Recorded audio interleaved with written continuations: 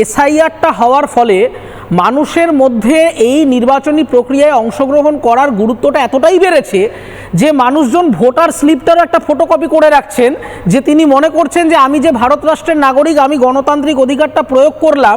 ভোটদান মানে একটা ছুটির দিন বা মাংস ভাত খাওয়ার দিন শুধু নয়, এটা যে একটা গুরুত্বপূর্ণ দিন, তার জন্যই ফটোকপি করে রেখে দিচ্ছে যে আমার ওই কার্ডটা শুধু একটা কার্ড না, ওটা আমার একটা অধিকার। এই অধিকার বোধটা এই বছর ভোটে জাগরিত হয়েছে। এবার আপনি যদি দেখেন যে রিউমার, আরো ইন্টারেস্টিং রিউমার আছে। শ্রীজাতর রিউমারটা কি, এটা আরেকবার একটু দর্শককে বলো না। মানে শ্রীজাতর রিউমারটা আমি আমার পেজেও আমি বলেছিলাম যে শ্রীজাত বন্দ্যোপাধ্যায়ের বিরুদ্ধে হিন্দু ধর্মকে আঘাত করবার জন্য একটা মামলা চলছিল। তিনি একটা বিতর্কিত কবিতা লিখেছিলেন যেখানে একটা নির্দিষ্ট ধর্মের মানুষের ভাবাবেগে তিনি আঘাত করেছিলেন, তার জন্য মামলা করা হয়েছে।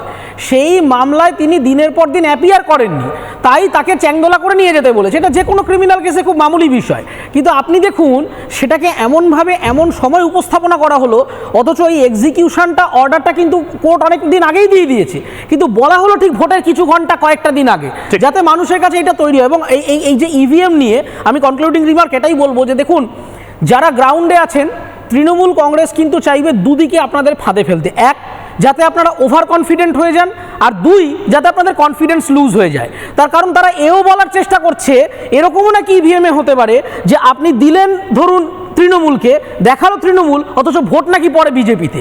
এই সমস্ত কিন্তু আজগুবি কথাবার্তা, এই সমস্ত হয় না।